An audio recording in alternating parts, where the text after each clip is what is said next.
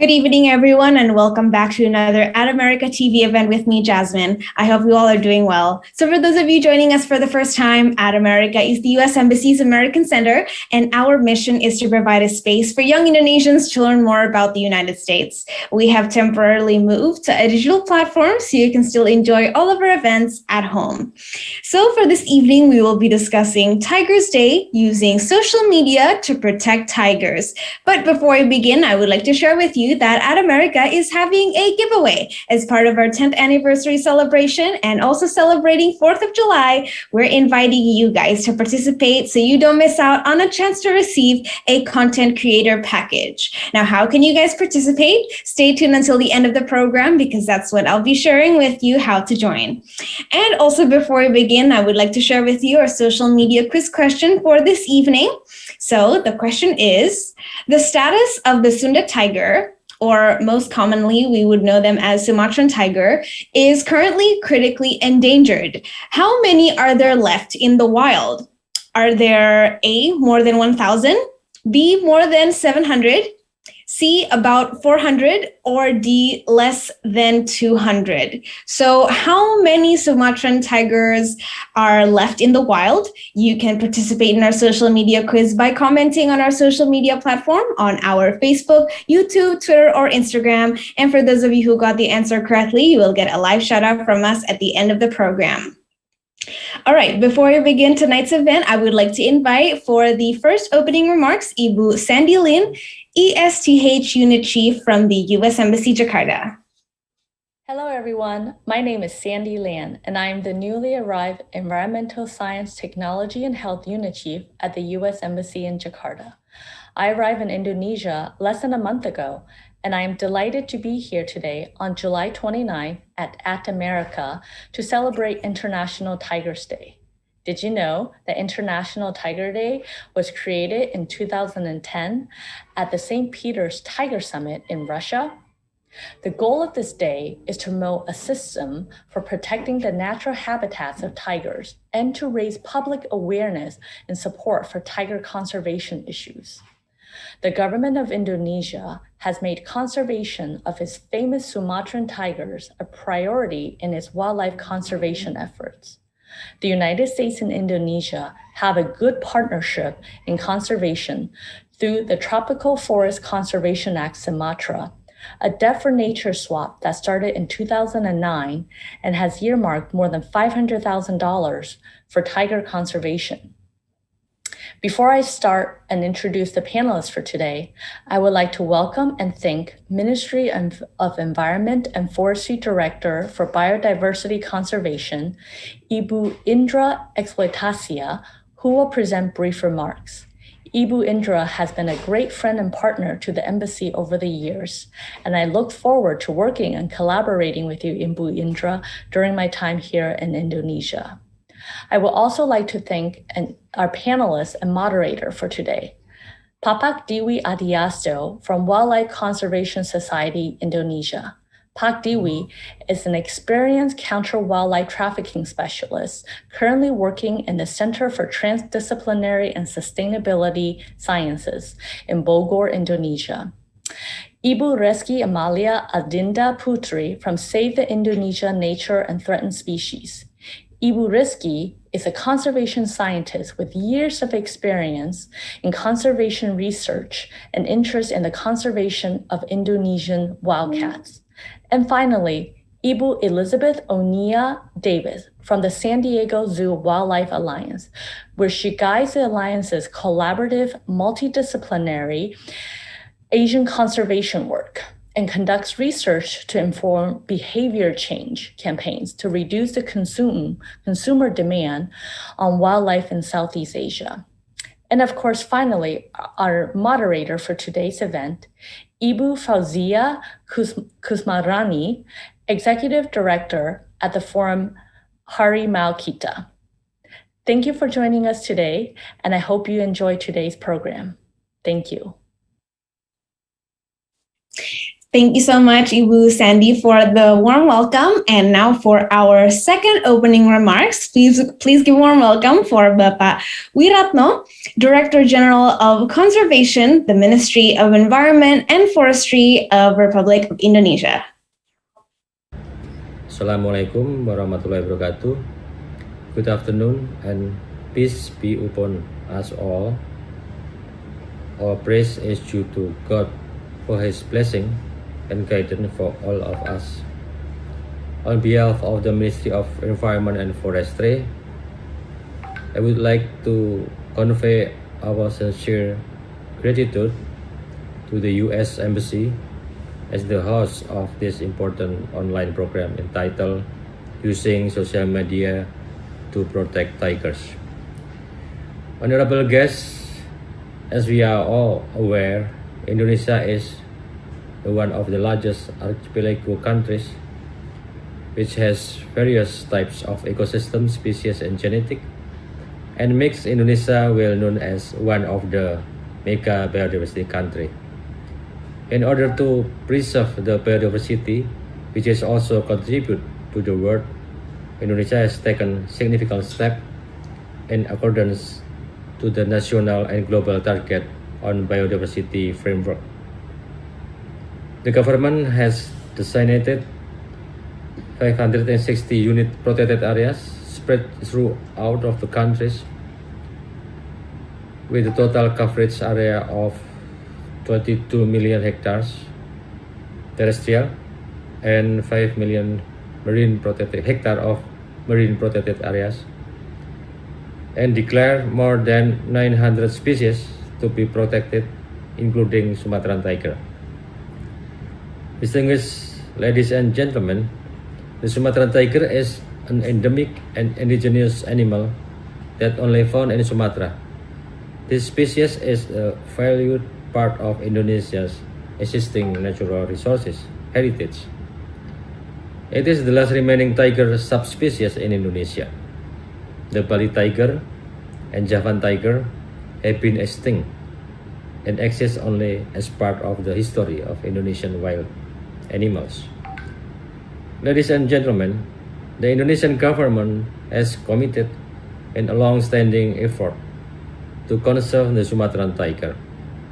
One of the species conservation effort, the Ministry of Environment and Forestry is established regulation regarding the Strategy and Conservation Action Plan document 2007 to 2017 for Sumatran tiger. And now we are developing new strategy for the next 10 years. This document serves as reference conservation effort for all stakeholders. We plan to raise doubling Sumatran tiger population from baseline data in 2010 to the year of 2020. This statement is under the document National Tiger Recovery Program. To achieve the target, some efforts have been undertaken by the government of Indonesia through program and activities, namely Sumatran White Tiger Survey, Rescue, Rehabilitation and Release, Developing Tiger Protection Unit, SMART or Integrated Patrol, and law enforcement. Our challenge in the tiger conservation is more than 61% habitat of Sumatran tiger found outside the conservation areas. That is why tiger conservation efforts have to be supported by all partners outside the protected areas, including local community. In order to ensure the protection for the habitat, Ministry of Environment and Forestry has established coordination and cooperation between stakeholders through the declaration of Ministerial Decree number 48, 2008 regarding guidance of mitigation conflict between wildlife and human, which is one of the tasks to mitigate the interaction between tiger and human. There is a need to develop task force consists of related stakeholders. Distinguished ladies and gentlemen, regarding the theme of this event on the role of social media, recently, the citizen science becoming popular among scientists. It has raised the community awareness to involve in conservation action. It also enables people to participate in reporting if there is a wildlife-human conflict, if there is illegal wildlife trade, and other efforts to raise awareness to protect wildlife. This citizen science is growing rapidly along with the development of the use of social media. Ladies and gentlemen, social media also provides a great opportunity to build this interest among public via various platforms such as YouTube, Facebook, Instagram, and Twitter. As more and more people use social media to access news information, it plays a significant role in shaping public opinion on important issues. Social media is a powerful tool that can galvanize public education and awareness for conservation action. In this regard, I hope with this event and by the social media, a level of society can participate and understand the importance of Sumatran tiger and the wild habitat and how to maintain the sustainability of Sumatran tiger in Indonesia. Hope this event can be productive to share knowledge in biodiversity conservation. Distinguished ladies and gentlemen, finally, I would like to say thank you for all the support that has been given from all the participants for the Sumatran tiger conservation in Indonesia, and I congratulate the organizer of this event. May God always guide and protect us. Stay safe and stay healthy. Assalamualaikum warahmatullahi wabarakatuh. Assalamualaikum warahmatullahi wabarakatuh. Good afternoon and peace be upon us all. Our praise is due to God for His blessing and guidance for all of us. On behalf of the Ministry of Environment and Forestry, I would like to convey our sincere gratitude to the U.S. Embassy as the host of this important online program entitled Using Social Media to Protect Tigers. Honorable guests, as we are all aware, Indonesia is one of the largest archipelago countries which has various types of ecosystem, species, and genetic, and makes Indonesia well known as one of the mega biodiversity country. In order to preserve the biodiversity, which is also contribute to the world, Indonesia has taken significant steps in accordance to the national and global target on biodiversity framework.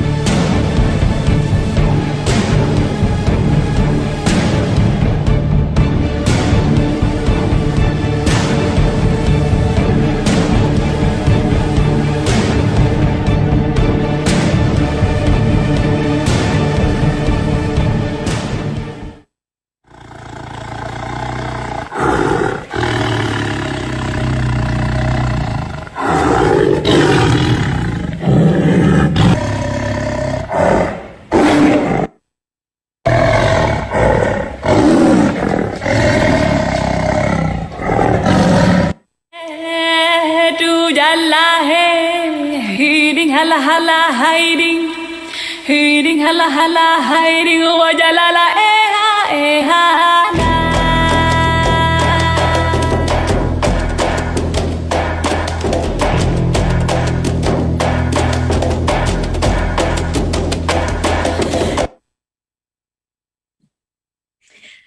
All right. Thank you to the Director General of Conservation, Bapak Wiratno, for giving our opening remarks. And now to begin this evening's event, I would like to invite our moderator. Please give a warm welcome for Mbak Fauzi Maulidiastuti Kusmarani, Executive Officer from Forum Harimau Kita. Thank you very much, Jasmine, and good evening, ladies and gentlemen, and also good morning for those of you from across the world. My name is Fauzia. I'm from Harimau Kita, and I would like to thank At America and also the U.S. Embassy for the opportunity given to me tonight to join this discussion as the moderator. I would also like to extend my gratitude to the Director General of Conservation, Bapak Wiratno, for the unyielding efforts in conservation and also for giving his support to this event. It was also such a fascinating experience to be able to witness a tiger being released back into the wild from such a close distance. Well, as some of us may have known, today we are commemorating an important day for tiger conservation, also known as the Global Tiger Day. It is initiated on 2010 through the International Tiger Summit. And ever since, Indonesia, as one of the tiger range countries, had been involved in its commemoration every year on July 29. And there are many ways through which we could participate in the commemoration of Global Tiger Day, one of which is by sharing our knowledge through this webinar. So as previously mentioned by the Director General of Conservation, the Sumatran tiger is the last remaining subspecies of tiger in Indonesia. However, despite its protected status, the Sumatran tiger is still facing a lot of challenges. A lot of important information about the Sumatran tiger, such as the result of field research, they don't manage to reach a wider audience, including the stakeholders. So a lot of people right now still consider Sumatran tigers as a commodity to be sold, to be marketed as pets, as accessories, or even as medicines. And it's even sadder because for a majority of the time, crime against wildlife, crime against tigers are conducted by the communities living closest to them. So why am I talking about research, about trade, about communities, when our topic tonight is supposed to be about social media and tiger conservation? Well, we all know that social media can't be separated from our daily life, especially in the modern society. I'm pretty sure that everyone here has at least one form of social media that we check regularly. Maybe as soon as we wake up in the morning, we pick up our phone and scroll through our social media accounts. But when it comes to conservation, when it comes to illegal wildlife trade and also community development, we might be wondering how social media comes into play. So to answer all of those questions, tonight we are going to join three wonderful keynote speakers to discuss about using social media to protect tigers.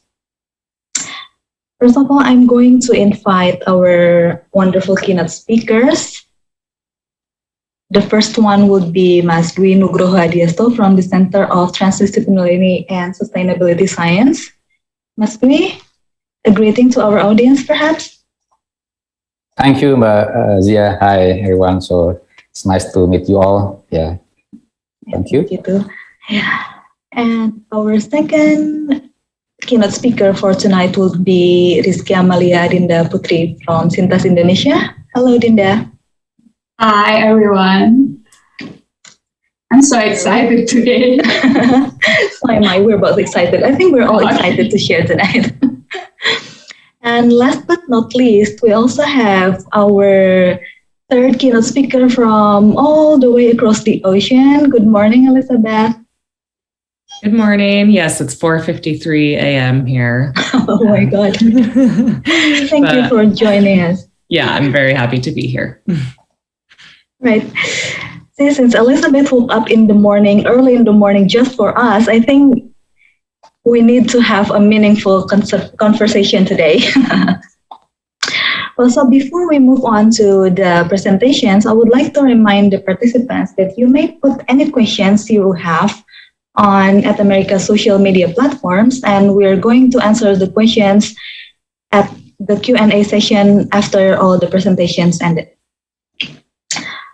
All right, so moving on to our first keynote of the day, Mas Dwi Adiasto. He has been working to combat illegal wildlife trade for over 18 years. And he has experiences both in the field and as a trainer in capacity building for the government and also NGOs across Sumatra who works for illegal wildlife trade. And right now, with his work with the CTSS, he's focusing on improving interventions for illegal wildlife trades in Indonesia. And tonight, he's going to share about the current situation of tiger trade, as well as how we could help in combating it. Mas Dwi, is everything ready? Yeah. All right, good. Your time is 20 minutes, and the stage is yours. Thank you, Mbak Zia. And I will try to keep a presentation about the current situation about wildlife trafficking in Indonesia and also across the countries. So I will use mix both bahasa and also English. Okay, let me try to share my screen. Yeah, okay.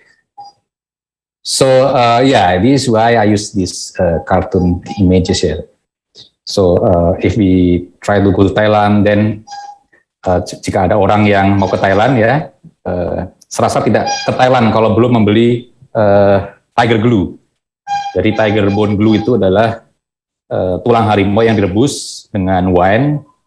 Itu diyakini kalau di sana itu bisa untuk menyembuhkan atau healing badan menyembuhkan sendi-sendi yang rapuh dan sebagainya. Ini sudah sesuatu yang dikenal secara luas dan peran sosial media di dalam mempromosikan tiger parts ini tiger bone glue ini sangat kuat sehingga sampai turis pun ketika mereka menuju ke Thailand mereka akan langsung berpikiran diantaranya saya kalau tidak ke Thailand saya harus beli tiger bone glue. Jadi itu situasi di mana sosial media memang sangat mempengaruhi dan membuat orang-orang tertarik untuk membeli bagian-bagian harimau.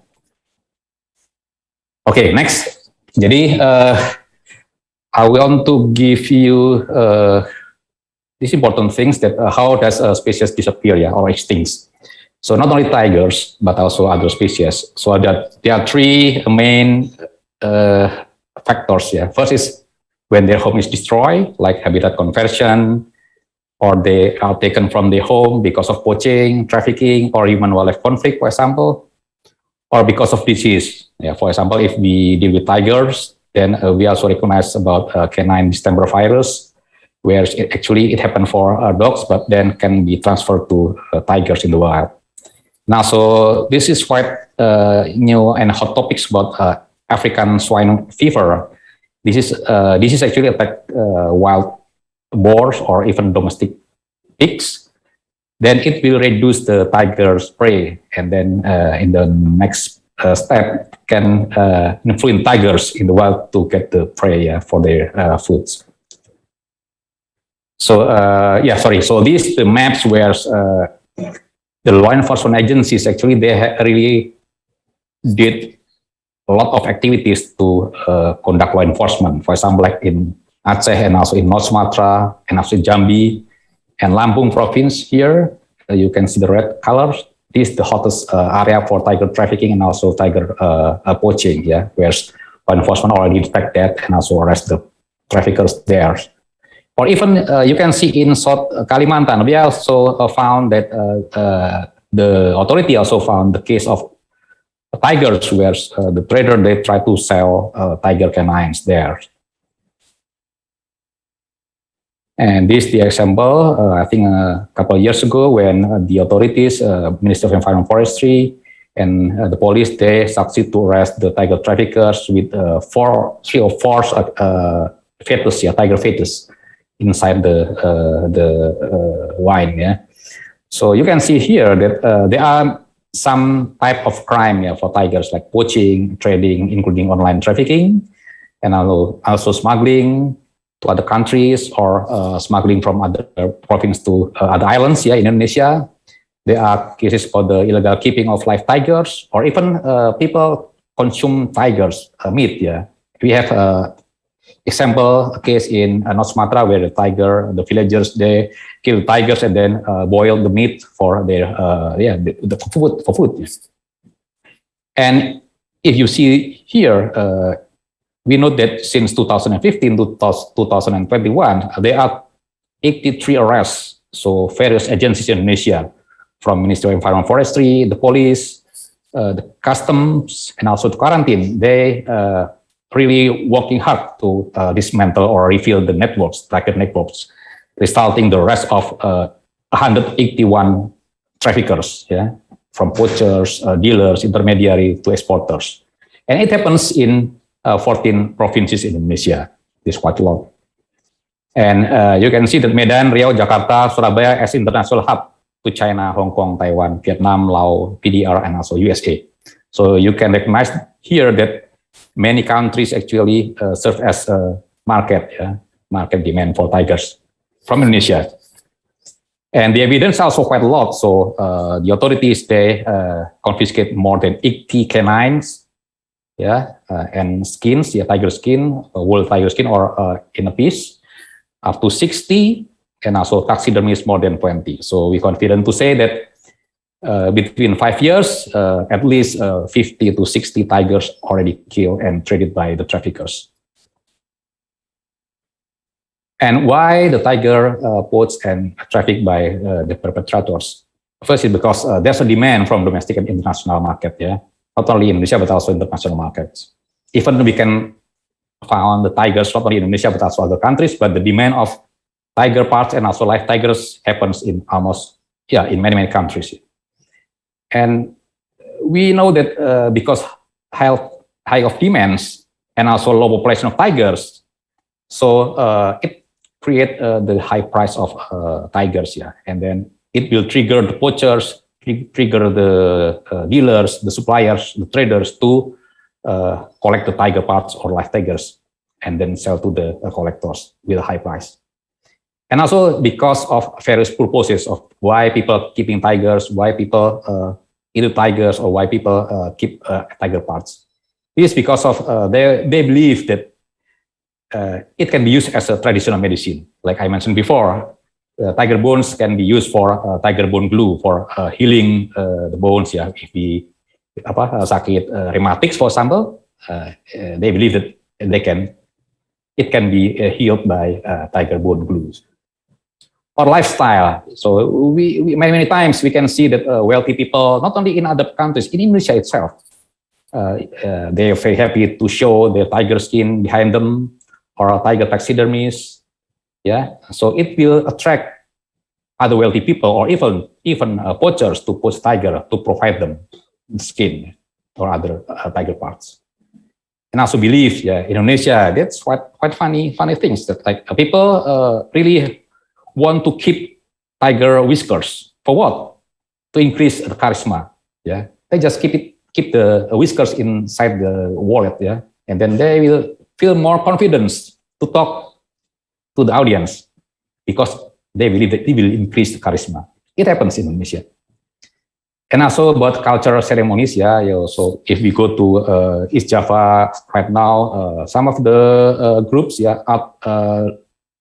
traditional group, they still display the reok using a tiger skin. But for now, most of them actually, they understand about the tiger conservation, so they will change the skin from tigers to other skin, not from protected animals. This is the way how the government tried to convince them that they need to protect the tigers, and then they need to change the tiger skin with other non-protected skin animals. And also back to the topic about the social media. This really we can see every day the celebrities, influencer, they show the tiger, live tigers, and then they show that it's like a cat, like a pet. And again, it will attract people, the wealthy people, to ask them how to get the tigers, how to keep the live tigers, what permit can be done, can be can be used to make sure that I can keep the live tigers. So and it's hard to convince them that tigers need to be wild, need to live to the wild and not inside their home like cats. So the influencers, celebrity actually really influence us to follow them in as a lifestyle, or just follow them, follow their activities. And also influenced by hobby group or communities. You know that in social media like Facebook, there's so many close groups where they try to get protected animals illegally, and then they try to hide from law enforcement agencies. It happens, so they create a close group. So that's why the authorities then need to dismantle, need to break the groups, the way to arrest them and then to reveal their illegal activities. And also this thing that we need to consider, that there are beliefs from some people that the wild tiger can be domesticated, like cats or like dogs, something like that.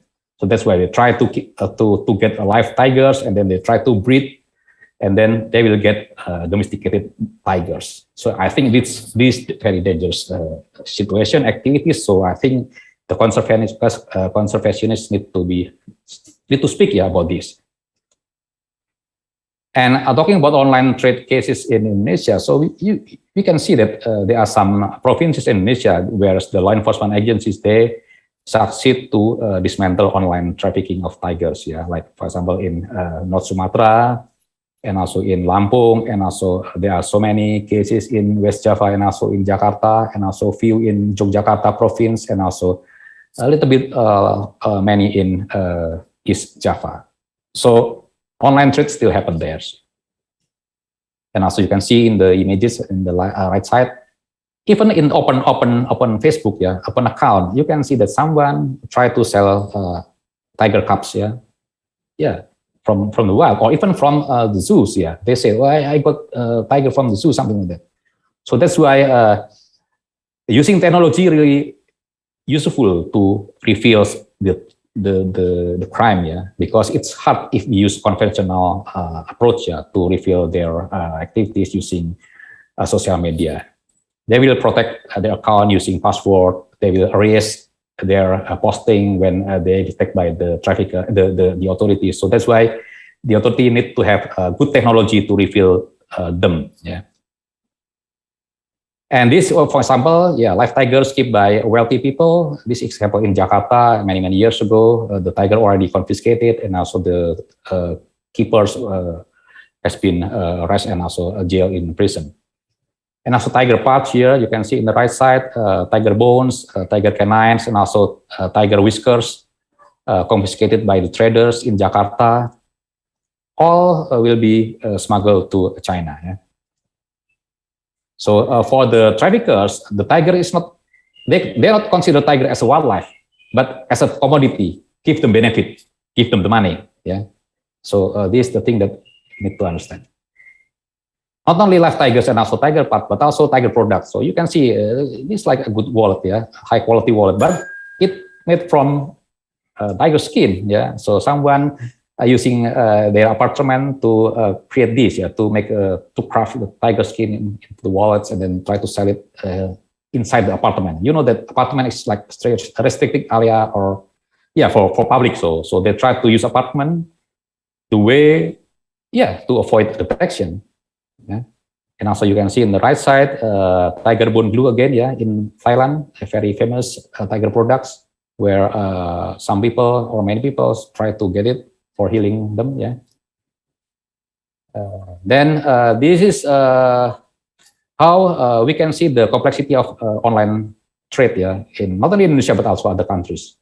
So if we see the tiger trafficking across countries, transnational tiger trafficking, you can see that the trafficker actually, they not only try to trade tiger itself, but they also use various more commodities, both legal or illegal commodities.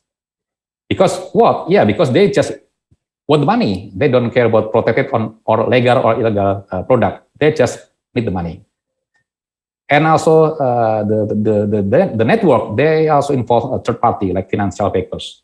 The financial backers actually, they give finance for vouchers like suppliers or intermediary, to operate their business. And then the financial backers will get the money from the group's activities. Yeah. So if the authority try to arrest the financial backers, they don't get the evidence or tiger parts in their hand. But if they want to arrest or send the finance backers to the jail, they need to investigate the financial flows, the money from them. So that's why in Indonesia, actually, the Indonesia Financial Transaction and Analysis Center, or we call it PPATK, they're really working hard to dismantle the wildlife trafficking, not only for tiger trafficking but also other species like pangolins or also reptiles trafficking. The way to reveal the high actors, where we cannot find evidence in their hand, but they can find money flows from illegal activities. Yeah. And you can see also the financial flow of complexity. There are third party. There are many banks used by the traffickers to to transfer the money, or even they build a shell company like legal business used from illegal activities, from illegal poaching or trafficking of tigers. They use the money for building a legal business. So we can reveal it if we can track their money flow, the flow of their money. So what should we do? So like Pak Wiratno mentioned, that the government actually already work hard to dismantle the tiger trafficking. But we need civil society, the community also involved in that, in that process. So first is, please, you can report the crime to authorities. For example, the Ministry of Environment and Forestry and also the police. So they already have a hotline, or they can, you just type a hotline number for Ministry of Environment and Forestry or the police, then we can get the hotline numbers. You can report to that numbers. And we must understand that tigers are cats, but they are not pets. It means that their home is the wild, not in our house. So we need to understand that, and we need to convince other people that the tigers need to be wild, not in their house. So if we deal with the social media, for example, Facebook or YouTube, please don't watch, don't share, or even subscribe the account to people who keep tigers. This is not a good idea. Just give a thumbs down on the account of people who keep tigers. And make it viral. Give a thumb down for tiger that kept by peoples, and then show in this YouTube or show in this Facebook. And then I believe that it will create a national movement or even a global movement for keeping tiger in the wild, not keeping tigers in their house. I think that's it for my presentation. So this is a little bit background for CTSS. So CTSS IPB University is actually a stand for Center for Transdisciplinary and also Sustainable Sciences.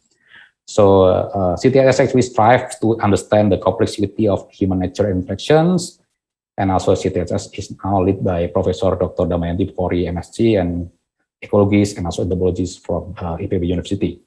And CTSS will constantly seek new solutions and try to build capacity on sustainability through research and training programs. I think that's it. But thank you for your attention, and good night. Thank you. Thank you so much, Mas Dwi. That was such an inspiring presentation. I think I gained a lot of knowledge, and I also have a lot of questions, but let's keep it to the end of the presentations. Okay, so I think it's about time we move on to our second keynote, Rizky Amalia Adinda Putri. Dinda here is a conservation scientist who graduated from IPB University, and now, through her position in Sintas Indonesia, Dinda works closely with a group of young conservationists and manages both field activities and also the interpretation of those field activities results. And tonight, Linda is going to share her tips and tricks to bridge the gaps between field research and the general public through the use of social media. Linda, is everything ready? Yep. Okay, good. Your time is 20 minutes. The stage is yours. Okay. Maybe America team can help me to play the video, please.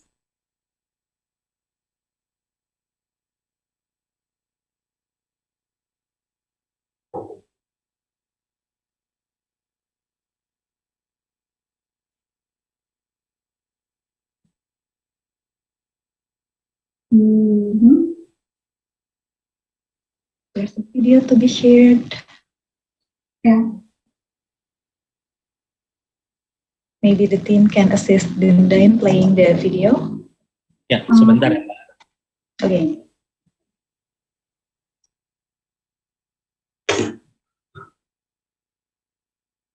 So this is our footage from West Sumatra. We placed a paired camera trap and we'll live for 45 days. And when we try to put it off, we found our camera trap had a big hole. And we checked the other camera and we found this great picture. Okay. So that's introduction, the short introduction.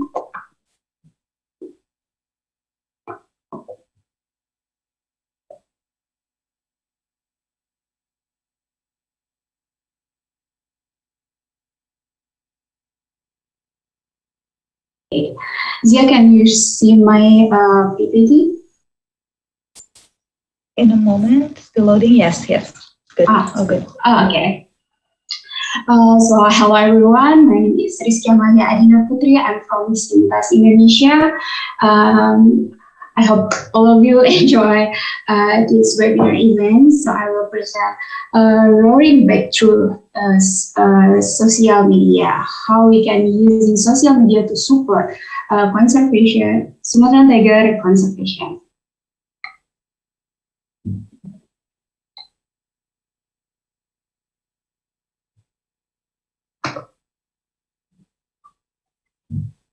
Yeah, social media is forms of electronic communication such as website for social networking and microbiology, through which users create online communities to share information, ideas, personal message, and other content.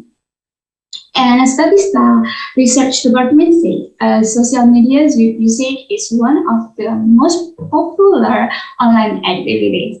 In 2020, over 3.6 billion people were using social media worldwide, and the number projected to increase. And so how we can using social media to support Sumatran tiger conservation? Okay. So let's go back to 20 years ago, where social media platforms are not as many as today. And my question is, do you remember how wildlife conservation campaigns were before the era of social media? So this is a tiger with confused face. Yeah. Yep, we are using newspaper, television, brochure, poster, radio, and magazine. But this media has a limitation, like newspaper maybe.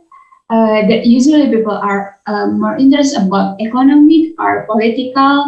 I remember when I was a kid, I just jumped to the page that have comic or play the crossword, and about television that play important issue in prime time and we can replay it. Brochure, some people after read it lunchtime and they will some people gonna to throw away, not save it for the another time. Poster, maybe all of you remember like information center that at the wall, like majalah dinding maybe that only provides to the reader who come to it. Radio people always using to music, and as I remember, I don't have a specific frequency that telling about wildlife and magazine. I think in Indonesia at that time don't have like magazine that had specific topic about wildlife. And what about now? Welcome to 2021. Yeah, in the development of technology, there are many social media platforms like Instagram, Facebook, WhatsApp, LinkedIn, TikTok, YouTube, podcast, and many more. And I guarantee that at least you have two social media platforms at your phone.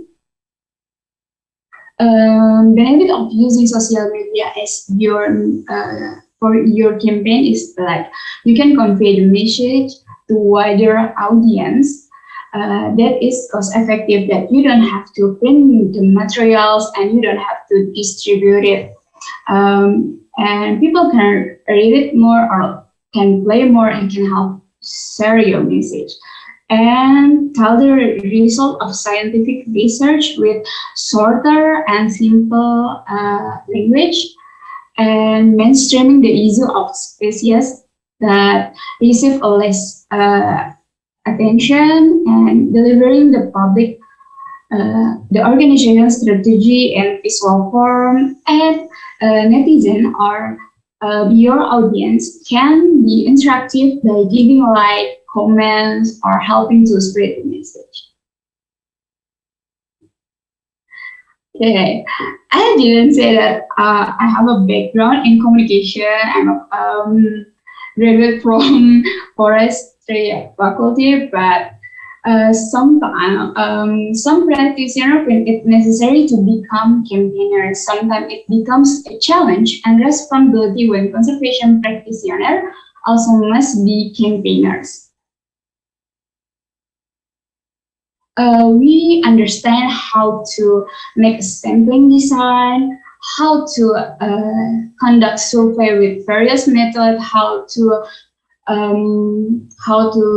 doing analysis, data analysis, or make scientific research, but it becomes a challenge to simplify the language or scientific research result obtained from the field for the general public. Sometimes what we usually find or do at field, it seems like normal to us, but it's turned out to be interesting for the other people. So if you have like was the same challenge, so here are a short tips and trick for me.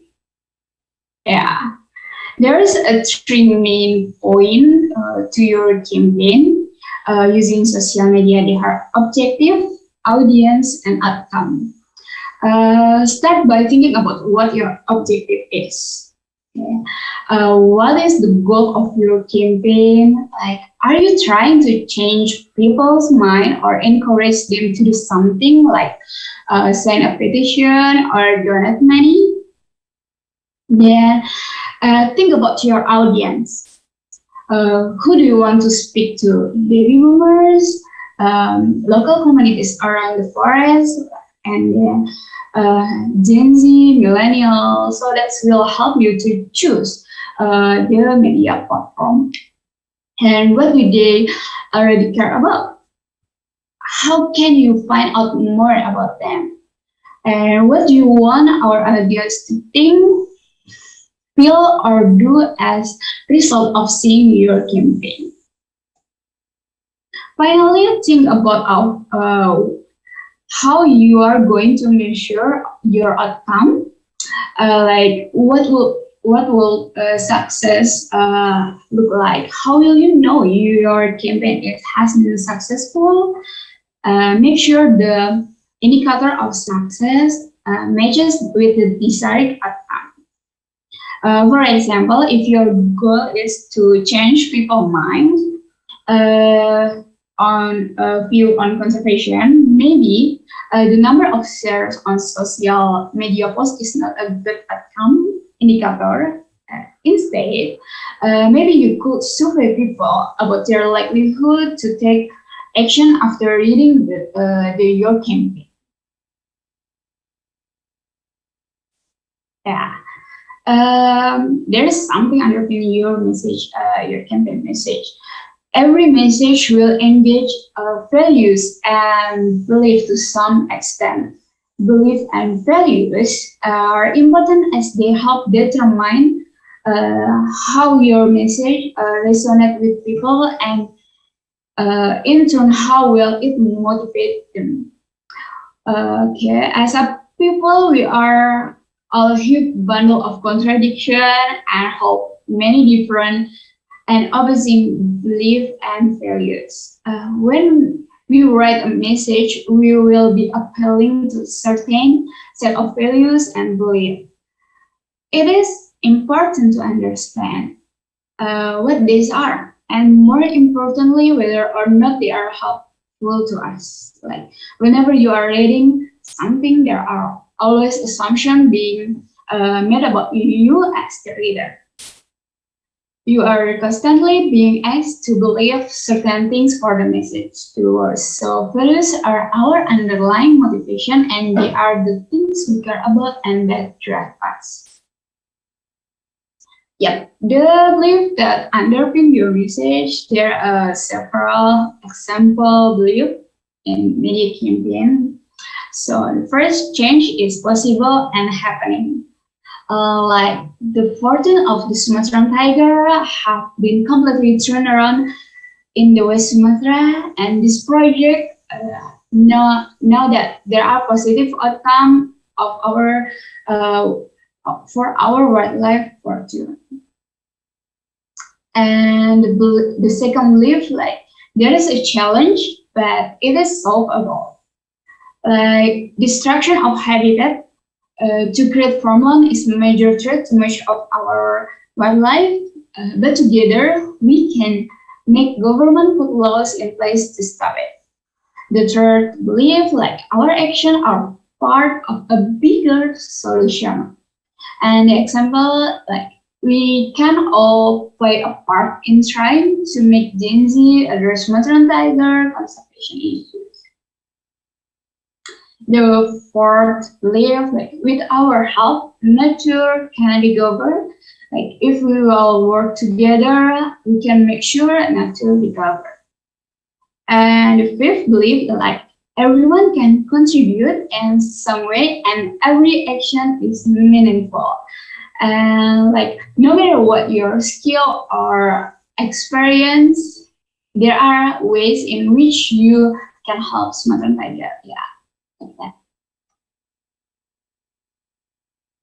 So this is our example of content on social media in my organization. We also collaborate with several organizations like local NGO, international NGO, private sector, and many more in realizing content so that more of the target audience can be reached. And this is how we provide information for general information about Sumatran tiger. And this is like how we communicated with science, how we try to make scientific more simple and share to public. Like we review the scientific paper and highlight the point of interest and show it with visual form to help people understand what the scientist or writer telling about.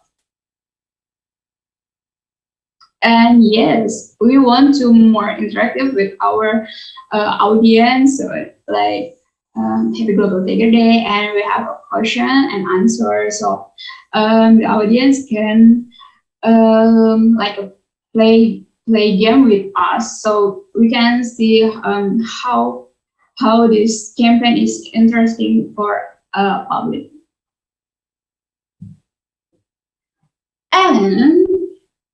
And today we celebrate a Global Tiger Day, and I think it's not only moment to just celebrating the happy things, but we can put the important issue here, like if humans are currently experiencing with a COVID-19 in wild wars,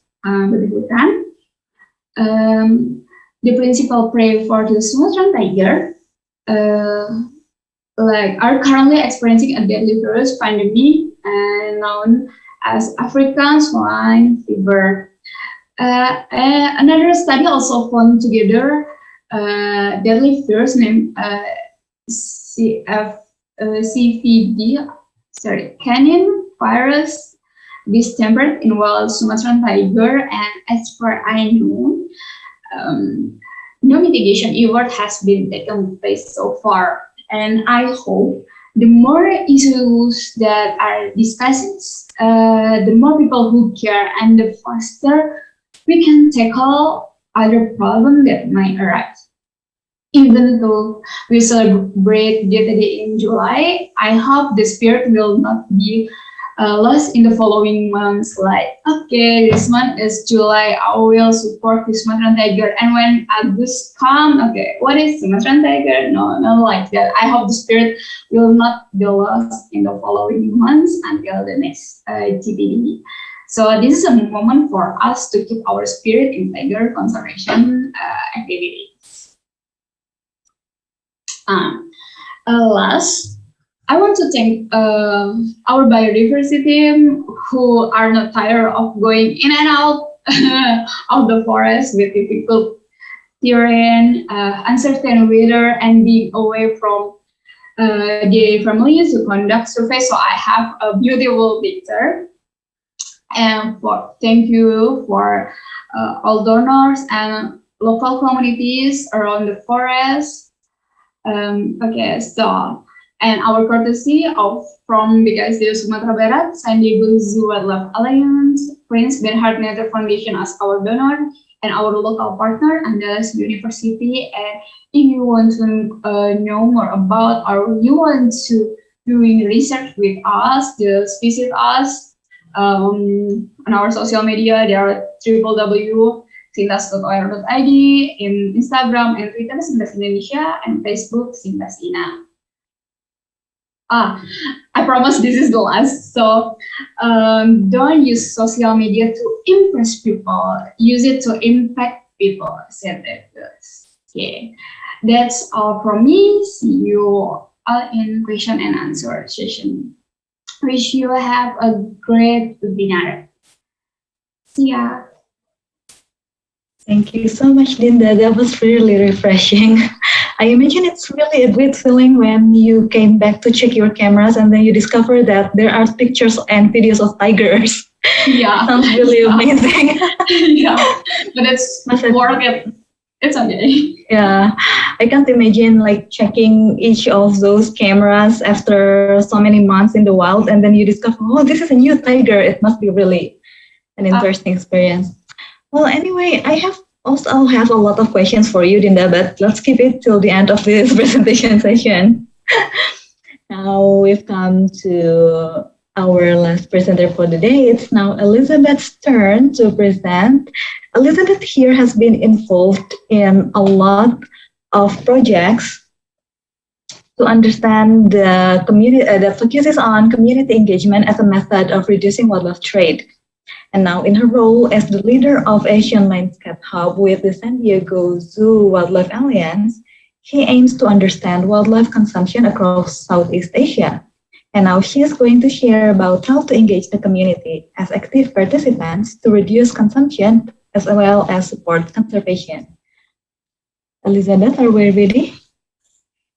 Yes, I am ready. All right, your time is 20 minutes and the stage is yours. Okay, thank you. All right. Okay. So I think as everybody knows, I'm speaking to you now at 5:30 a.m., but I will do my best to make sense. And I think my talk follows really nicely on from Adinda and Dui and all the amazing things that they were saying. So I'm here representing the San Diego Zoo Wildlife Alliance. We're based in San Diego, California, but we have a very close collaborative relationship with Sintas, Indonesia. With them, we're doing some really exciting stuff, or we're supporting them to do some really exciting stuff. So I'll be talking about community-based behavior change as a tool to save tigers in Indonesia. And I'll just quickly go into my background. I have 10 plus years working in conservation. I actually first started as a volunteer trapping lizards here in San Diego, and I did a variety of odd jobs throughout my time in conservation.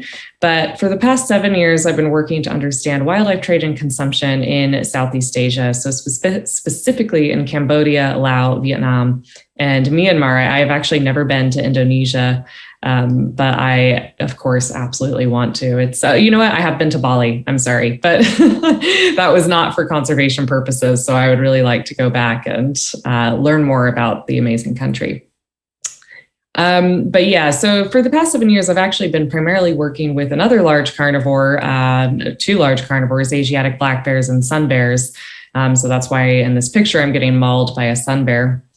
And I have looked into tiger product consumption in the main cities of Vietnam. So yeah, tiger bone glue and the amount that it's consumed, we found, about 10% of people in Hanoi and Ho Chi Minh City were using tiger bone glue, which is a lot. That's a lot of demand placed on tigers in Sumatra. So I focus my efforts on understanding consumers and local poachers of wildlife rather than, that other, awesome information about confiscations or trade networks. I'm really focused on the people who are involved in the process of, using the tiger bone glue or going into the forest and killing the tiger. So conservation is inherently a human-driven problem. I think everybody is aware of that. And especially for wildlife trade and wildlife consumption, this is true. These are shared human legacies stretching back thousands of years. So every single human society across the world is and has been involved in wildlife trade and wildlife consumption. Here in the US, people hunt deer, that's wildlife consumption and wildlife trade. Again, literally every society in the world participates in this. But now, for the past 50 years, this has undeniably been causing the decline and extinction of key species like the tiger. But of course, this has been affecting species all across the world. And this picture actually is from the 1940s in Java. So, about 30 years before the last tiger was extirpated from Java. And the effects of wildlife trade are worse when human-wildlife coexistence is fraught. So this is particularly true for humans and large carnivores like tigers. If tigers kill humans' livestock, or if, of course, they attack a human, humans can fight back. They'll do retaliatory killings. And sometimes what ends up happening is not only is the tiger poached, but then their products, if we're thinking about tigers, then their products will enter into the marketplace. Also, I'm sorry if you hear any noise in the background. My dog is like snoring and also waking up. So just an FYI. So I'm going to talk about behavior change. So we know that this is human-led, so these issues in conservation. So what we turn to is something called behavior change, which can be, it's exactly what it says. It's when we change humans' behavior, but it can be top-down. So it can be stricter regulations, higher enforcement. So if the government, for example, doubles the fines that people will face if they poach a tiger, that is something, that's what we call top-down behavior change, because the government is putting in these policies to try to, encourage or force people to not commit the behavior that they don't want. But there's also bottom-up behavior change, which is primarily what I work on in my role. So this can be educational programs in schools, social media campaigns, posters, flyers, all kinds of stuff.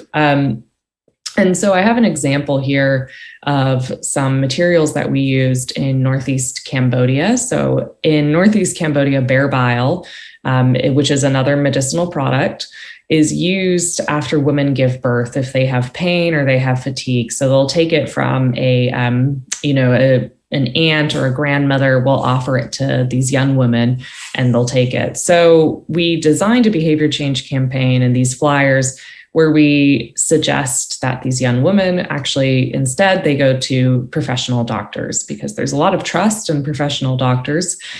So we're just really trying to, urge people, urge these young women towards this alternative that won't harm bears and contribute to wildlife trade.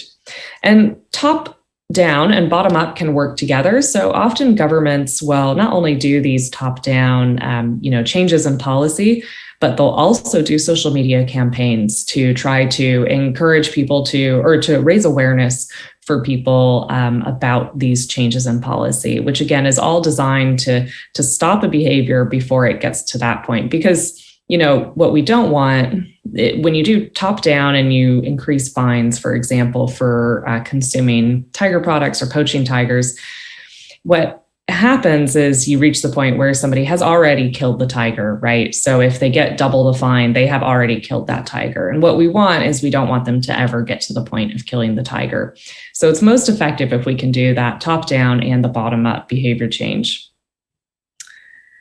And behavior change differs from awareness raising. So I will, mention them in the same sort of breath because they're very similar. Awareness raising is a really important part of behavior change, but on its own, it usually does not change behavior directly. And social media is sort of the prime example of awareness raising.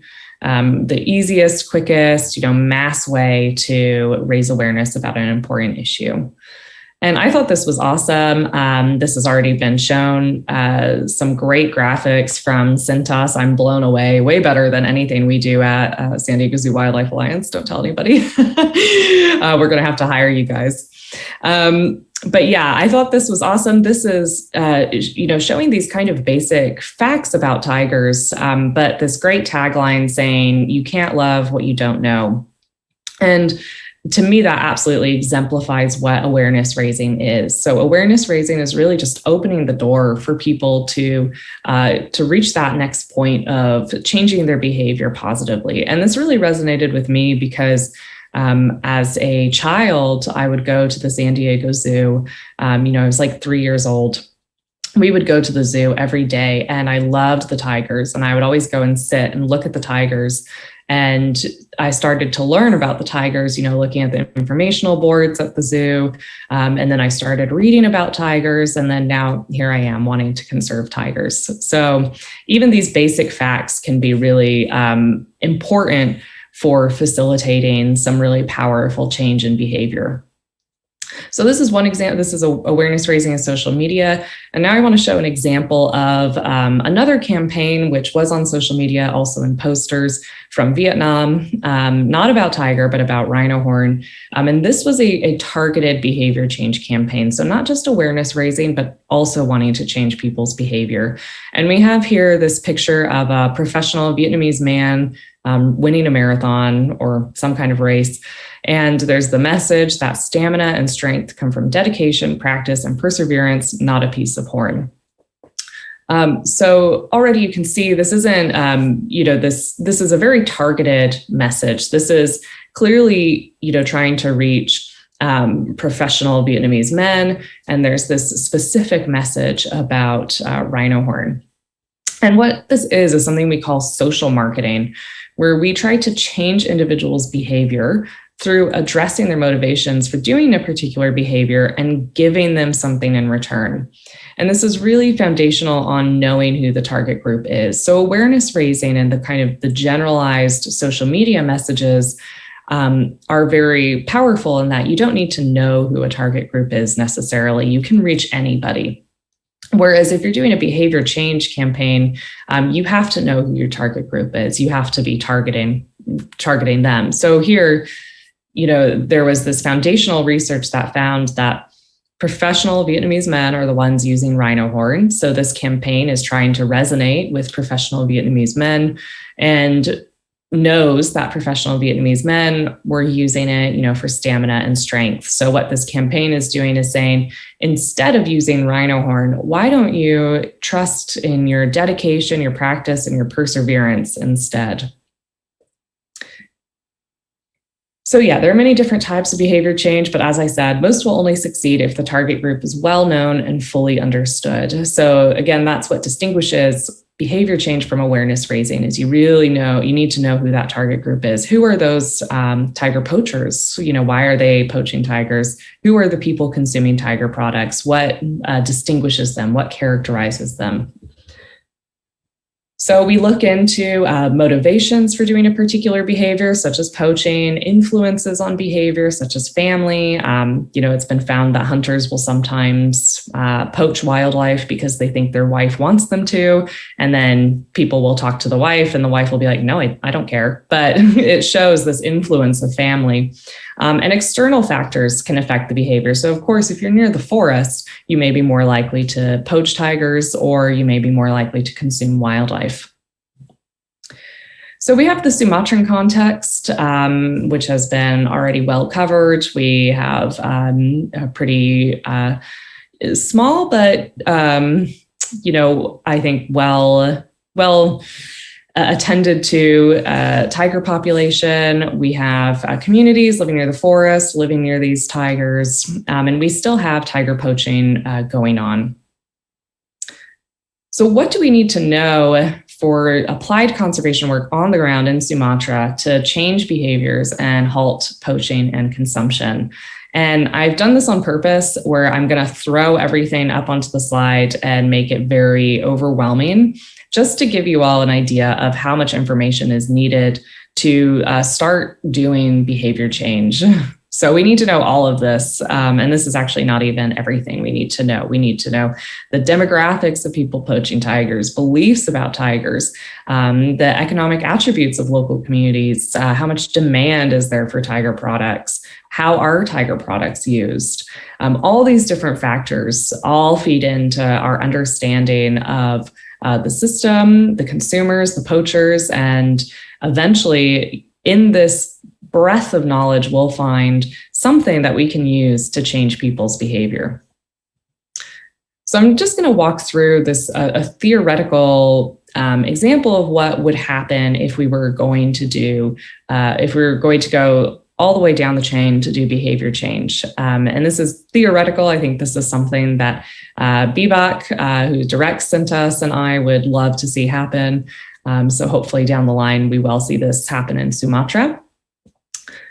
But what we do is we gather this foundational information. So all that stuff that I just threw up on the slide, which requires conservation social science. So that's what I do. I'm a conservation social scientist, which is where we understand the humans in conservation. And we create surveys and interview questionnaires, and with local research teams, we'll go in and we survey and interview communities of interest. So this picture is from Myanmar, where we were asking about all kinds of wildlife use. And you can see here, we just went and we would sit on the porch with people in the village and talk to them about the wildlife that they were using. And this is followed by workshops with local community members to discuss the results and create something called a theory of change. And it's really important to have the community involved in this process, which I'll get into in a moment. But a theory of change is essentially a guide for conducting a behavior change campaign. It details the factors in that system. Again, all that stuff I threw up there, it's all the answers to all that. Who are these people? What's this context? And has our eventual end goal, which will be either reducing poaching or reducing tiger product use. And throughout the process, community members are active participants. This is really important because when it's time to implement a behavior change campaign, uptake of the messages will be easier because the community was involved in the process. So if the community, is not only is seeing this research team come in and survey and interview them, but is also being part of these workshops and giving their thoughts and, explaining certain results, when it's time for, say, a social media campaign in a village or in a community or an area, instead of just coming out of the blue and being, surprising to this community, they will know about it. They'll know, oh, my friends were part of this process. They were at this workshop. And from there, uptake, so likelihood of doing that behavior change or accepting those messages is going to be higher. And there's an added benefit here of securing and enhancing trust between the NGO and the community. And this is especially important for outside NGOs. So San Diego Zoo Wildlife Alliance, if we were going in, without local partners, but hopefully we always would. But if we didn't have that, we would absolutely 100% need to be very involved with the community to just secure and enhance that trust. Because this is behavior change, we want it to be thoughtful, and we want to make sure that we are thinking about the needs of the community. So the next steps, the practical steps, are for this kind of strategy to be used in West Sumatra or elsewhere in Sumatra to reduce or even eliminate the poaching of tigers, which sounds like a very strong ask, but I think, together we can do it. And I did put questions here, I think, but I know those are at the end. So that's it for me. Thank you so much, Elizabeth. You woke up at 4 a.m. and delivered such an impactful presentation. I could never.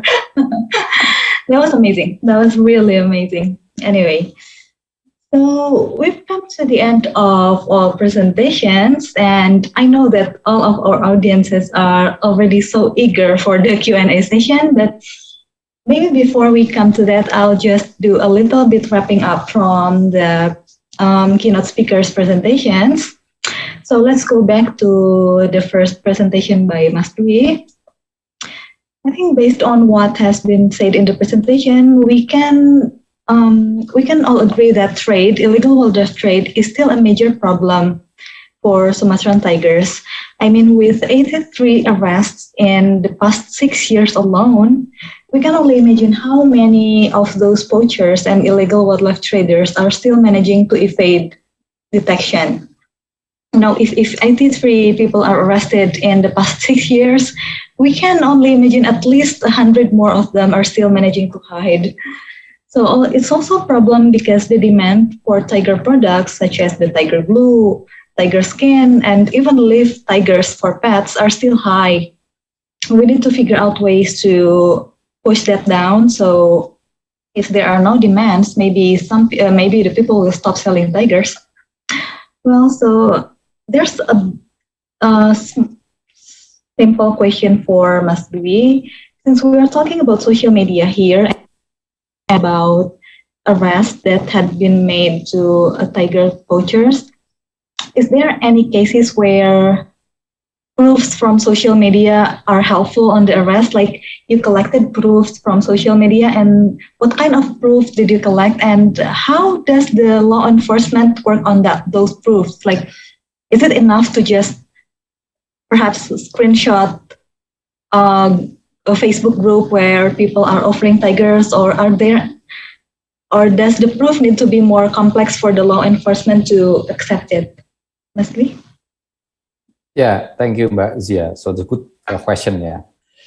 So if you see my presentation before, that there are, I think, many tiger traffickers already arrested by the government from online investigation, online threat investigation. It means that they can, by themselves, investigate the account of the traffickers. So once they open the Facebook or e-commerce platforms, then they found someone try to sell or post the advertisement of tigers, for like skin or canines, and then try to communicate with the traffickers, and then try to make sure that the trafficker can be arrested. I think this is like conventional method, Try to bait the traffickers to show the evidence, and then the government can arrest them.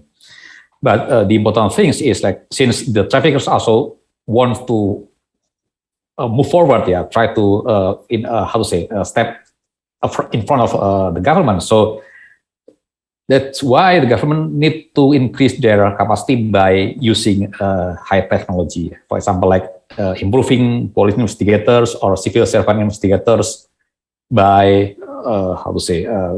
training them for digital forensic, for example.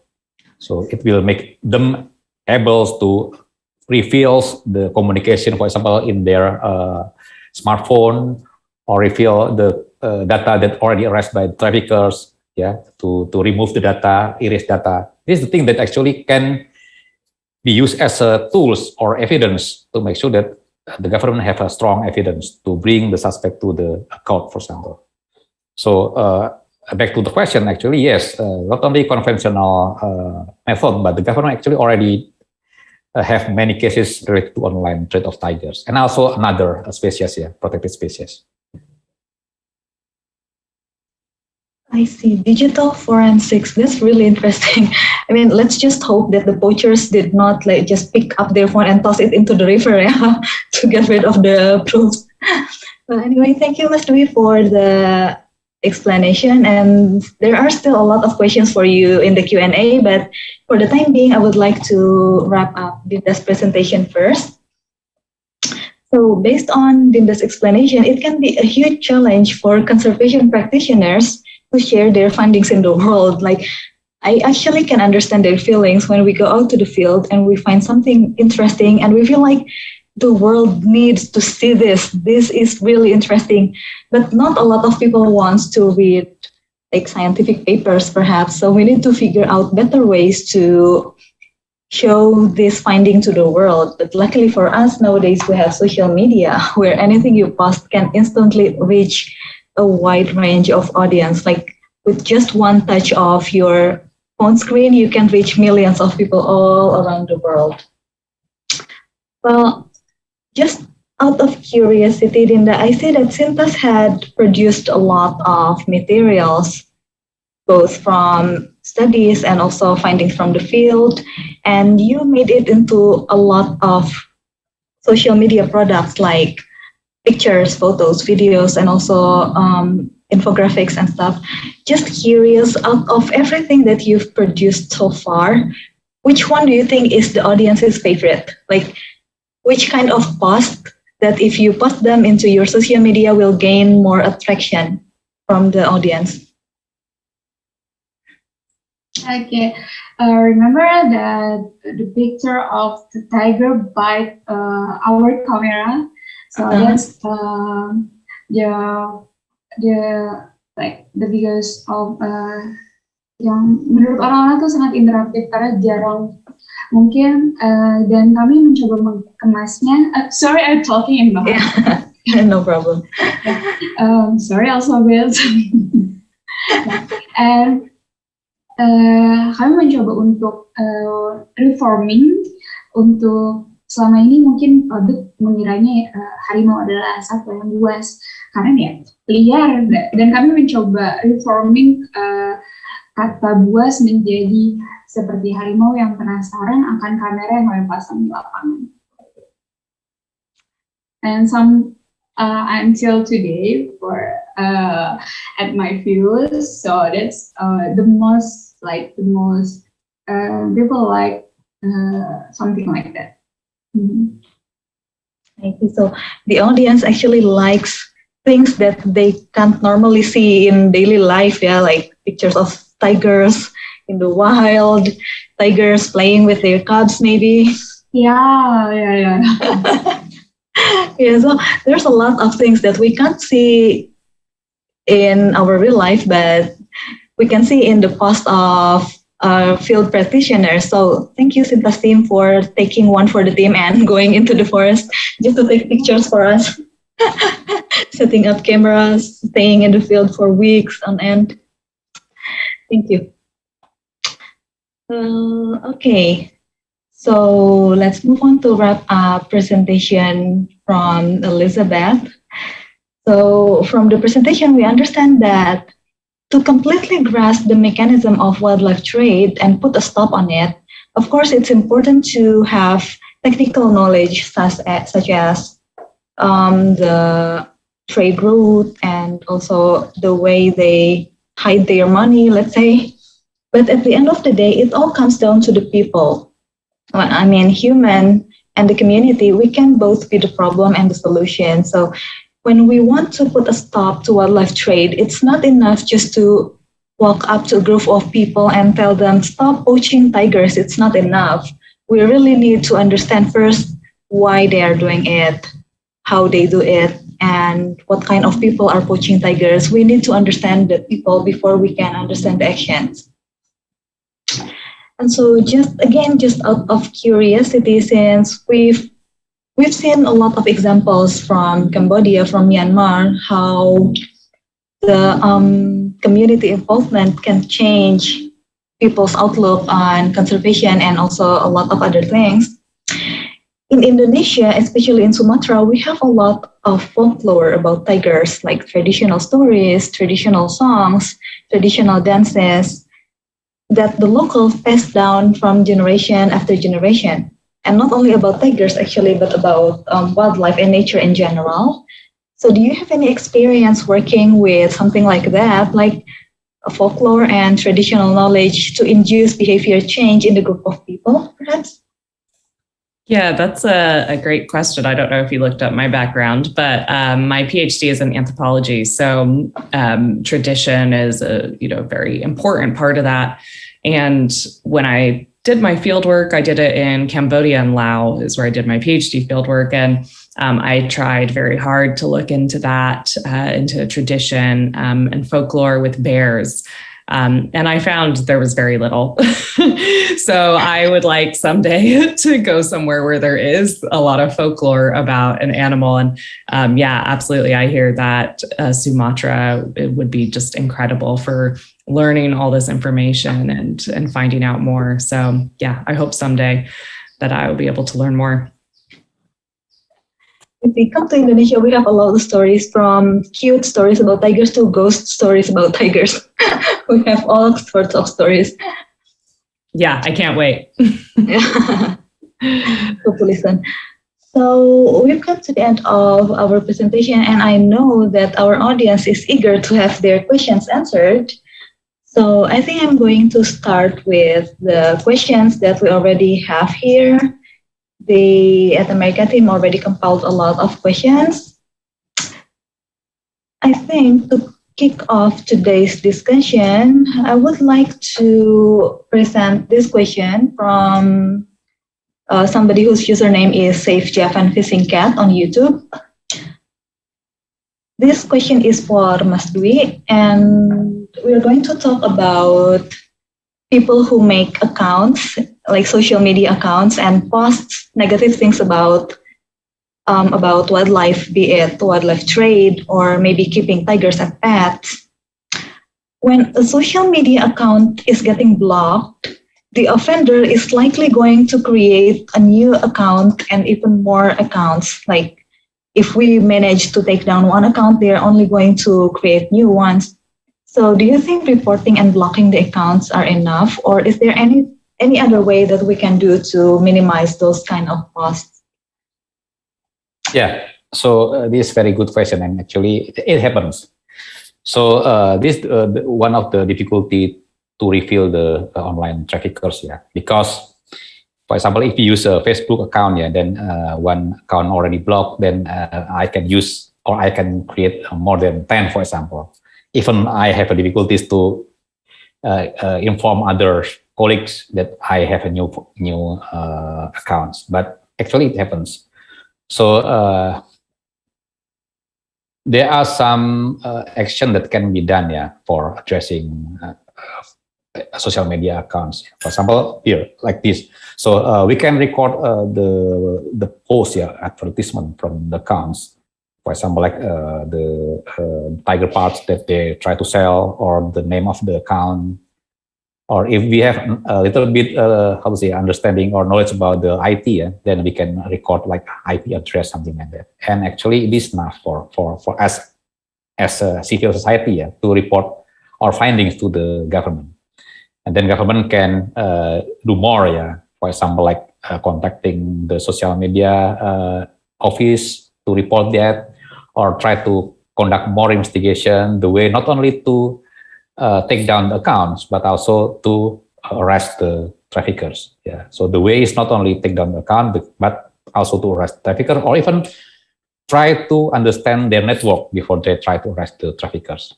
So for now, we do both. Yeah, try to take down the account, and second one, try to arrest the traffickers.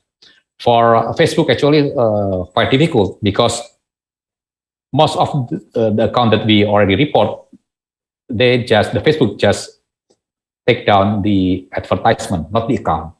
Yeah, but for e-commerce, for example, like you know that Indonesia actually so many e-commerce. Yeah, so that's why Indonesia actually have Indonesia E-commerce Association, or IDEA, handle more than 200 e-commerce companies. So, for example, if e-commerce company user try to post advertisement related to tiger skin, for example, then we can inform the company to take down the account. And the company also try to create screening, like keywords or slang words, something to filter for example, tiger skin. You know that Indonesia, some people, they use tiger skin name, but they also use like the words like jacket, jacket, or if it deals with ivory, they will say singkong or cassava. Yeah. So the company need to understand that and then create a filters. So if someone try to post the advertisement using like cassava or jacket, then they automatically take down the advertisement. So it's quite effective for e-commerce company because manageable. So we can approach them directly because there's an office in Indonesia, and also they also understand about how to protect the species. But for Facebook, it's quite a little bit tricky because you know that this is about the privacy, how to keep their privacy, something like that. So far, what Facebook has been done is just take down the post or advertisement, where the user actually can use another or create another accounts. Yeah. So that's why for Facebook, most of the government done is try to arrest the people, that use Facebook account for selling the tiger parts, rather than just inform to Facebook and then just take down the advertisement. Yeah. Okay, thank you, Mas Dwi. And I really like the fact that e-commerce companies in Indonesia actually care enough to develop a filter for that. Yeah, I mean they could easily brush it off, but they decided to, help the Indonesian law enforcement in minimizing wildlife trades through their platforms. It's a really great thing. Sure. Yeah, and they already did that with the civil society. Yeah, I think since like more than 4 to 5 years ago. Yeah, so quite a long time ago. Yeah. Nice. So there's an initiative from the government, from the NGOs to approach them and then deal to inform all of the members for not to facilitate the accounts that try to selling protected animals. Yeah, including tigers. Okay.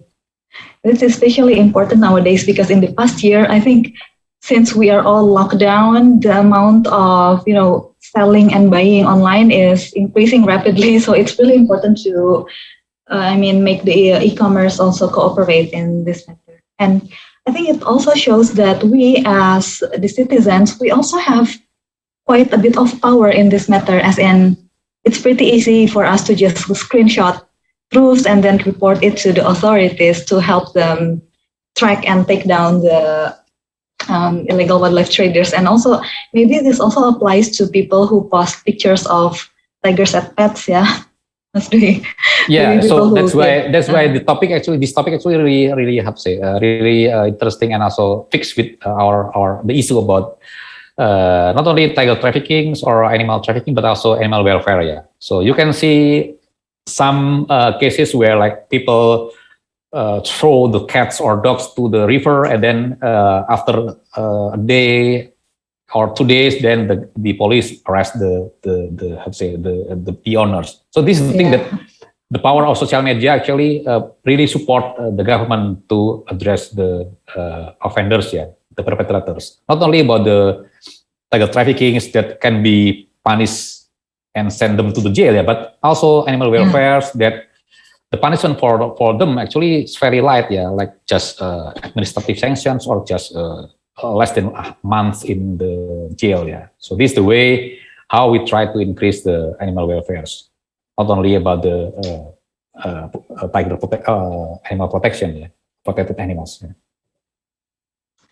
So I think the key takeaway here, ladies and gentlemen, is that we are more powerful than we think.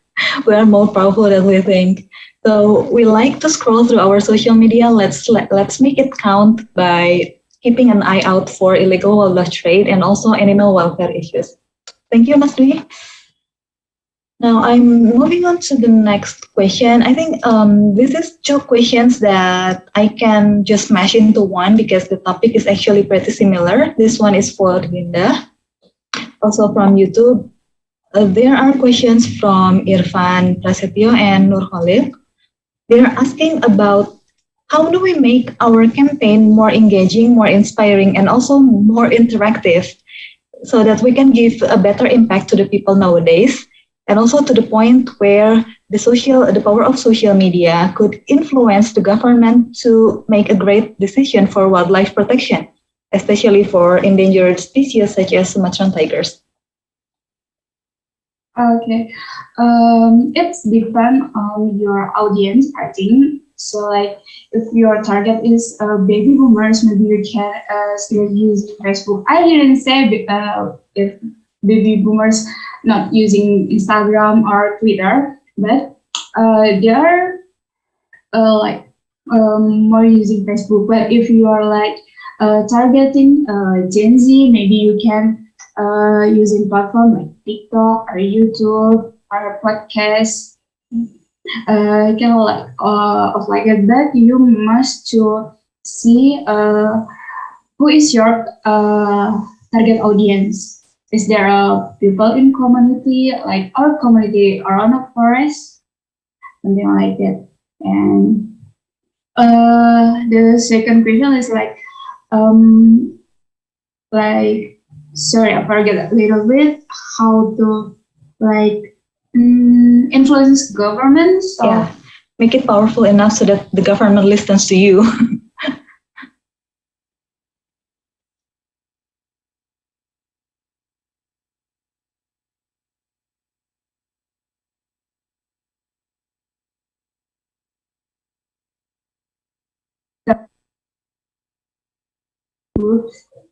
Intervensi dari akademisi, dari orang-orang lokal, bahkan dari pemerintah. Semakin banyak tersebar di media, pemerintah akan semakin yakin dan lebih cepat untuk penanganan isu-isu yang sedang dibahas.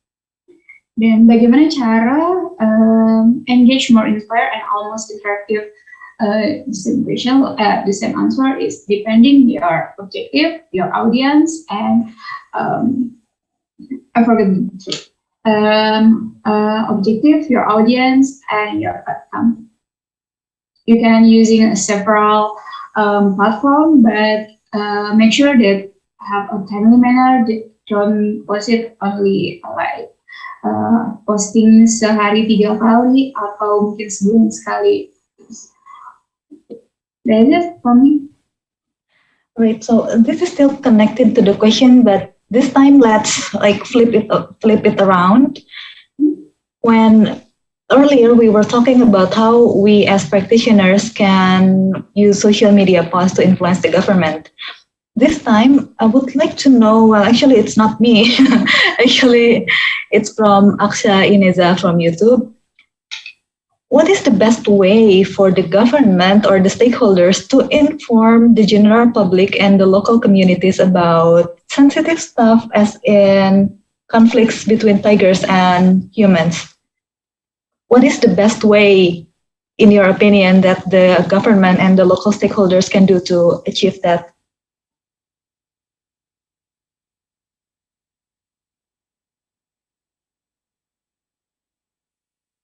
Management authority to make the community aware that they are not alone in dealing with the tigers. area from any potential threats. Like sometimes hunters use this situation. Third, brief the local community on the situation, including how to carry out their daily activities in safe way. Like example, don't.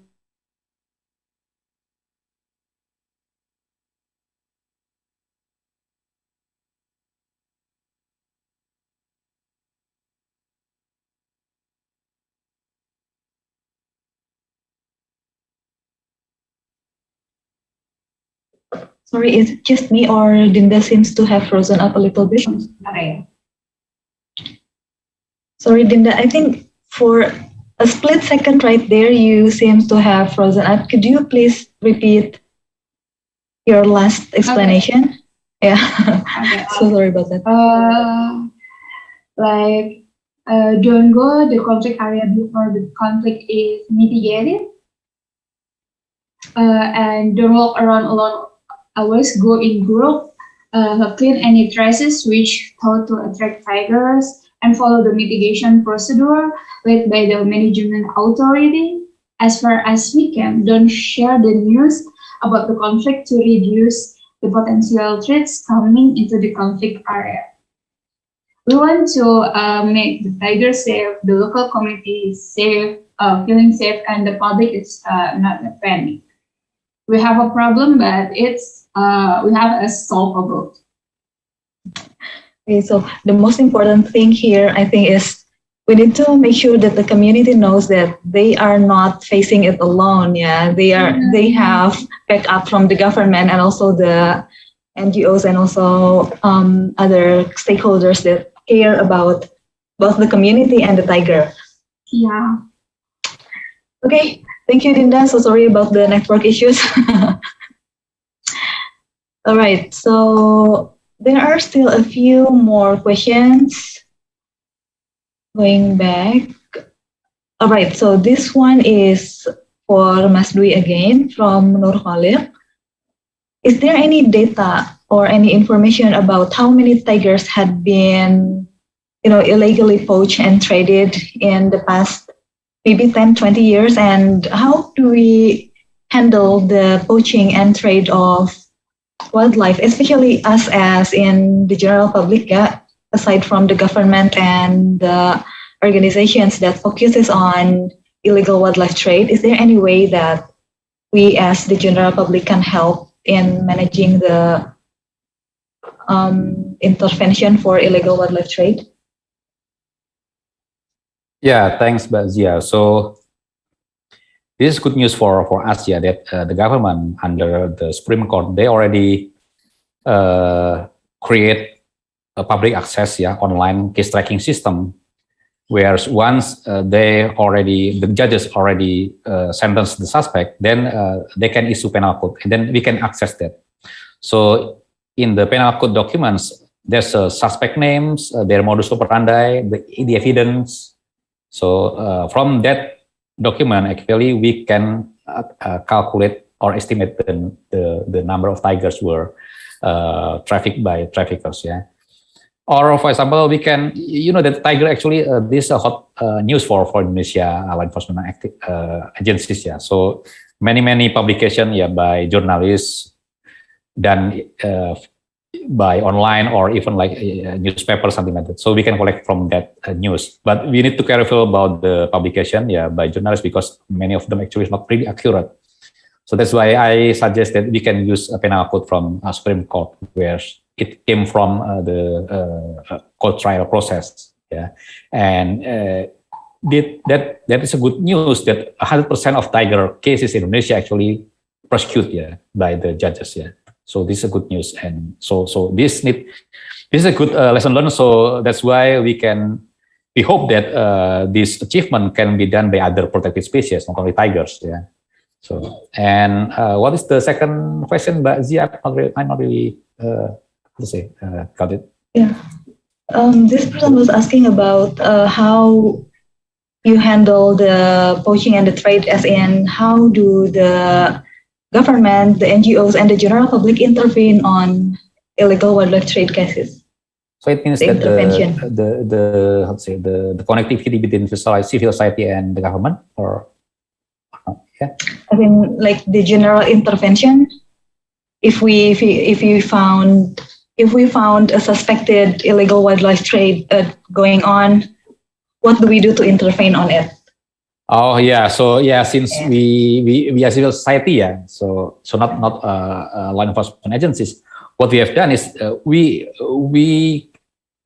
how to say we can gather information, yeah, or investigate that information, but we can investigate the suspect, like interrogate the suspect. So that's why once if we found the information about the tiger trafficking, or if we heard something about tiger skin will be traded by the traffickers, or we read something in the social media, then the best thing that we can do is try to use many government connection or channels like hotline, or if we have partners, law enforcement agencies, or the police, then we can report to them, yeah. And then they will do further, yeah, use their authority to continue our information, yeah. And the government actually really how to say have a hope, yeah, really have a high hope for us, yeah, to inform all of what we see in the field, since they have a limitation on the resources like investigation or deploy their officers to find tiger trafficking or poaching or in hubs areas. So that's why the role of the civil society or NGOs really important, yeah, to provide initial information, yeah. So we are not allowed to do more intervention, but we are allowed to give information to the government, and they are very happy actually to follow up. I think several government agencies now have some sort of hotline, yeah, for us to report any information that we have about illegal wildlife trade.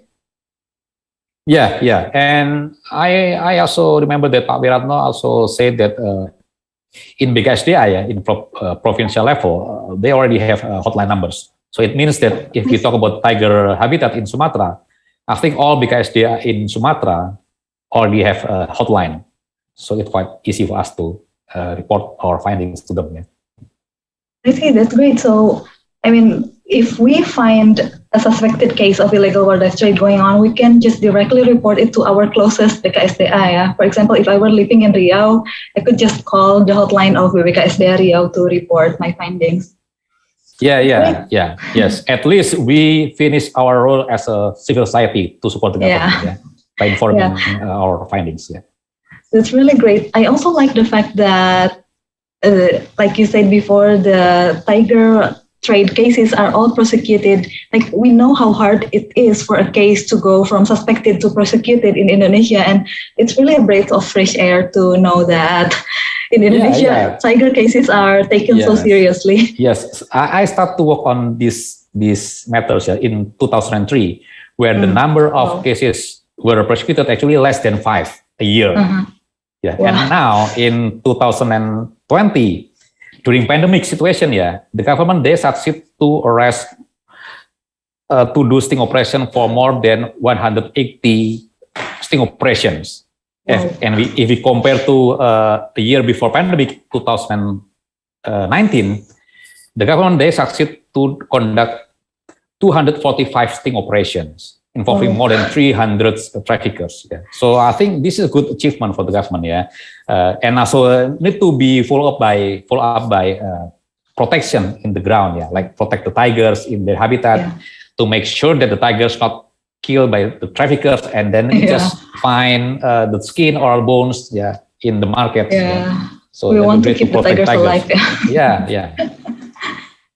Also, this question actually connects to another question by an anonymous questioner from YouTube. Is there any international trafficking networks of Sumatran tigers that had been traced or perhaps discovered? Yeah, of course. Like I mentioned before in the presentation, So the government actually, they already arrest from low-level traffickers, from poachers to the exporters, that connect to the destination countries. So that's why, based on that traffickers, we know that there's a connection from Indonesia to China, to Hong Kong as a hub countries, or Taiwan as a hub countries, or Vietnam as a user also, even to Europe or not Europe, USA. Yeah, there's buyers there asking about the tiger canine from the tiger trafficker in Indonesia. Yeah. So why the government can detect the market demand from other country? Because based on the interrogation, based on how to say the suspect statement during the court trial process. So or the government, they can do digital forensic. Yeah, so they will reveal the communication not only between Indonesian citizens or Indonesian traffickers, but also from other buyers in other countries. And this is quite easy actually for now, facilitated by like Google Translate. So I can speak to a Vietnamese using Google Translate, and it happens, many times. We found that the traffickers, they use Google Translate to communicate with other traffickers in other countries. Yeah. So actually the technology not only help the government, but also help the traffickers. Yeah. Even the traffickers can gain some insight from Google Translate. Yeah. Anyway, I imagine it's pretty tricky dealing with international traffickers because we are dealing with international laws on it, right? Yes, and there's some cases where the multilateral collaboration or transnational collaboration actually happens between Indonesia and other countries. But this is not referred to the tigers, but for example, like orangutan. Yeah, so there's a collaboration between Indonesia and Malaysia, for example, to repatriate orangutan, protected orangutan to Indonesia. This is the way how the governments not only try to address the traffickers in the different countries, but also try to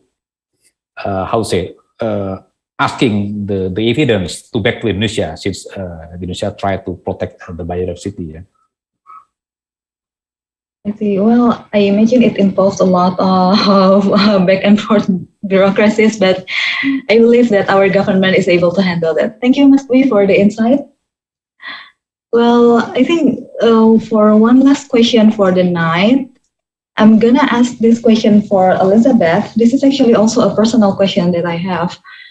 I mean, when we are talking about using social media to change people's behavior, I'm not saying, as Dinda mentioned before, I'm not saying that older generations don't use social media. Obviously, nowadays they do. But when we're talking about social media, it's usually the younger generations which use it more and can be more easily influenced. However, when it comes to cases such as illegal wildlife trade, it's usually the older generation that do it more. So how do we bridge the gap between that? I mean, how do we use social media to influence the younger generation, but also to make the impact on the older generation that usually have more role in the illegal wildlife trade and other cases? Yeah, that's a great question. So actually, we tend not to use social media in the behavior change campaigns that we have done or that we're going to do. We use flyers, posters, and also because, in most of the work that I've done personally has been in Cambodia. So very rural areas, there is, access to phones and everything, but it's much more, people are much more engaged by an event in the village center. And of course, then you also get the older people, and often older people in Cambodia, at least, tend to be illiterate, right? So anything on social media would also just not really resonate with them, even if they had a phone. So we tend to go off social media for that kind of work. When it comes to younger people influencing older people, I think that's something that, as far as I could tell, or as far as my experience goes, is extremely challenging in the areas I've worked in Southeast Asia, solely because older people are so respected, and younger people will really just do not feel empowered in any way to say anything against older people.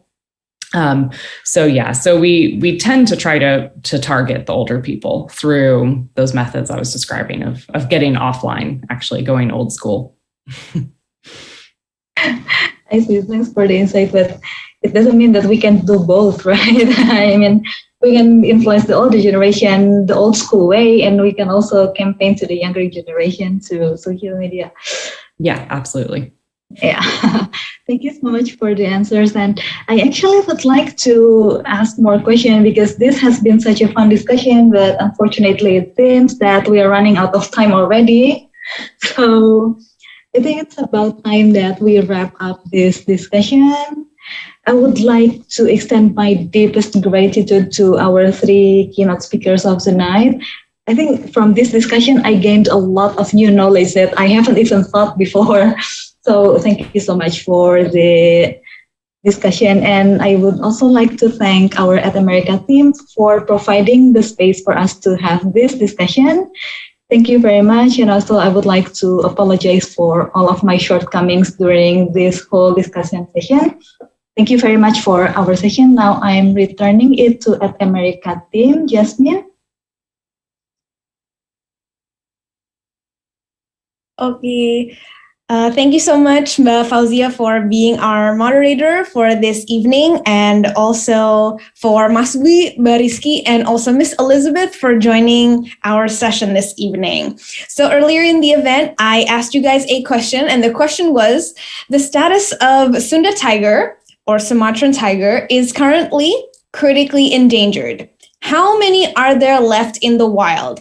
So which is the correct answer? The correct answer is C. There are about 400 Sumatran tigers left in the wild. So our winner this evening is from YouTube. So shout out to Erwin Willianto for answering correctly. For those of you who would like to participate in our social media quiz next time, you can tune in from the beginning of the event because that's when we'll be sharing our question. Now, earlier in the event, I also shared with you that At America is having a giveaway as part of our 10th anniversary celebration and also celebrating 4th of July. We're inviting you guys to participate so you guys don't miss out on a chance to receive a content creator package. Now, how can you guys participate? You can go to the link at atam.tv/freetobus for more information. The deadline will be the end of this month, so it's coming up real soon. So for those of you who don't want to miss out on that, please go to our link. Now, for those of you who are wondering, how can you develop an awesome idea at an awesome place like At America? It's really easy. You can just go to our website at www.atamerica.org.id, select Create a Program, and go to collaborate with us. All proposals coming to us will be reviewed, and your event might be featured here soon. And while you guys are on our website, don't forget to subscribe to our newsletter so you guys get updates sent straight to your inbox. We won't spam you, we promise, just once a week. And also don't forget to follow us on our social media for fun content, event updates, and many more. I hope you have a good evening and see you at the next At America TV event. Bye-bye, everybody.